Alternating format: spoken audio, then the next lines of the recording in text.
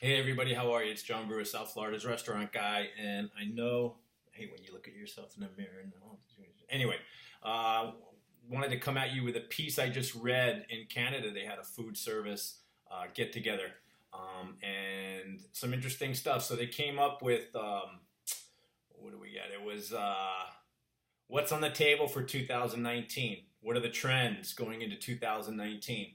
There were about seven of them, and actually there's nine of them. And we're going to start with the first one, which is root to stem cooking. Did you know that thrown out food in restaurants amounts to about $2 billion in lost profit? That's a pretty large number. So, what the new trend is addressing food waste, nose to tail practice when cooking meat. Root to stem cooking focuses on vegetables and making use of all the parts that we typically remove and maybe throw away. Chefs have found that ingredients like broccoli stalks and leaves, beet greens, asparagus stems, carrot tops, jackfruit cores, they all bring unique tastes, flavors, textures, and colors to a dish, and they are all 100% edible. So look for that. Also, restaurant robotics. Bring on the bots, baby. So there's going to be a whole bunch of new gizmos, gadgets. You might have seen them already in a lot of the restaurants. They're using tablets to take orders, things of that nature. Delivering meals. AI is definitely going to be taking over. I know if you go into McDonald's now, we went to one on our recent trip. We were able to order on the boards there. I also remember reading an article about the potential of feces being on these boards, but yeah, so that's where we're at now with everything. Clean, motherless meat. What are we talking about? We're talking about the growing fad in synthetic meats. I don't want to say synthetic, but alternatives to meat. Lab grown meat or clean meat is meat grown from small samples of muscle tissue from animals like cows, pigs, chickens, etc. These small samples are then combined with stem cells to multiply growth and generate large amounts of meat without having to raise and kill any animals. Companies like Memphis Meats are working to get these products to market as soon as possible and are expected to greatly impact the world by reducing water usage, taking up less land, and significantly cutting greenhouse gas emissions. One of the big greenhouse gas emission violators is methane, better known as cow farts. Incredible edibles. Now that Canada has become the second country to legalize recreational use of the herb. I don't know what herb we're talking about there. Little CBD. Yes, interest in cannabis is taking the country's hospitality industry by storm. I know beverage companies are getting in. I read an article with Coke yesterday and now Pepsi. Definitely looking in the next couple of years, you're going to be seeing CBD infused drinks out there. Doesn't mean everybody's going to get high. CBDs do have a lot of beneficial factors to them. I know a lot of people who use them, and actually recently we had somebody who was doing kind of Tupperware with CBD here, everything from cancer to Parkinson's. It's time to everybody to grow up and understand that pot is not just a stoner thing we did back in the 70s and 80s and all that. It actually has a lot of beneficials to it when you break off the CBD. Matter of fact, one of our great friends who I went to high school with, Freddie Farach, was on the forefront of separating the CBD from the THC in marijuana. And rest in peace. He took that a long way, and unfortunately, I don't think he's going to see it become as widespread as it is going to be everywhere. I don't think there's any stopping it. We see greens. This year, expect to see more marine greens. That's awesome. Anything from kelp noodles, jerky, to fish alternatives made from algae, seaweeds. They've been found to be neutral sources or great sources of A, B1, B2, C, D, E, as well as being rich in minerals, zinc, iodine, magnesium, iron, copper, potassium, calcium. So it turns out that the ocean floor is going to be our next bed of where we can get our greens from, which I think is just awesome. Of course, that leads us into the plant-based movement. If you aren't adventurous enough to test out lab-developed meat, you will still have a growing number of plant-based protein options. Jackfruit, I've had that before, and if someone does it, it's hard to tell the difference between that and pulled pork.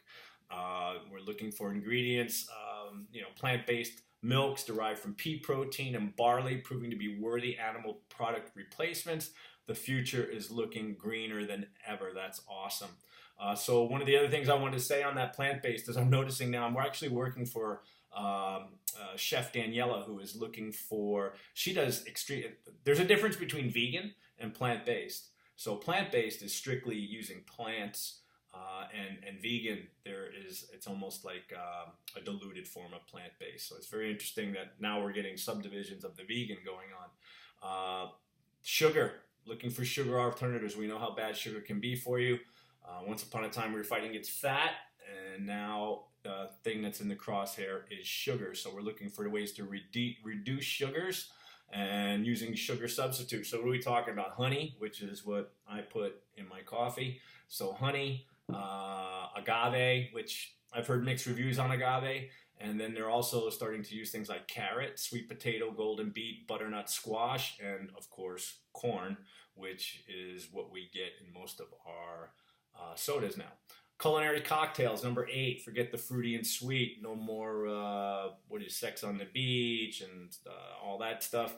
In 2019, we're gonna be sipping on endless, refreshing blends of juiced herbs and vegetables, shrubs, edible flowers, tequila, brandy, rum, vodka. The bar industry has seen a shift in palate from sweet to savory.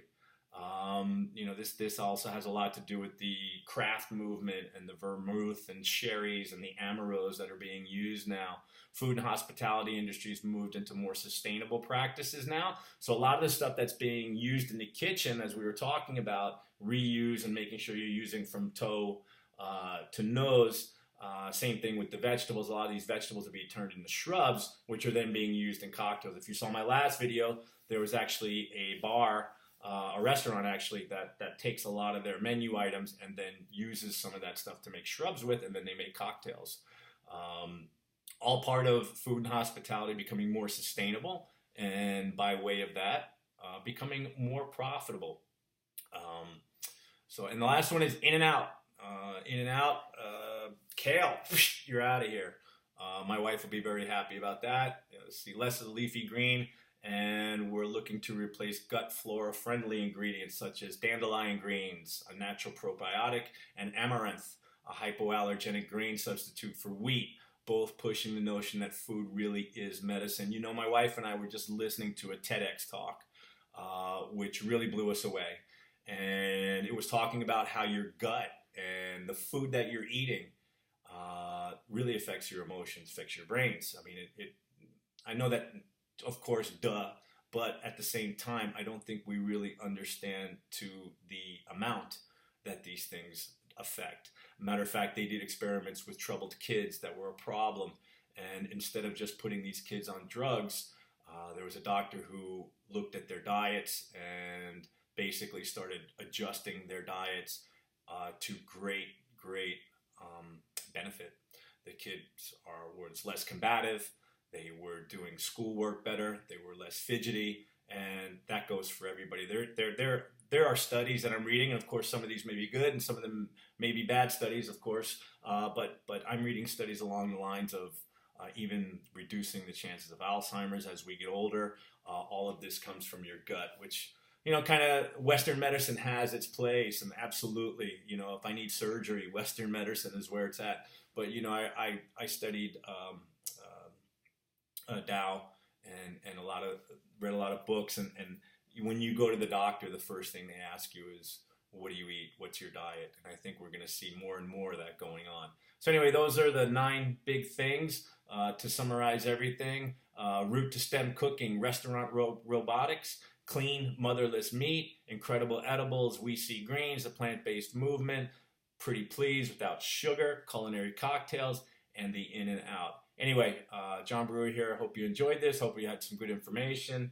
If you want, click the bottom there and subscribe, and also ring a bell. I try to put out one of these a week to just keep people up to date about what's going on in the restaurant industry and how things are changing in this ever-evolving society we live in. Have a great evening.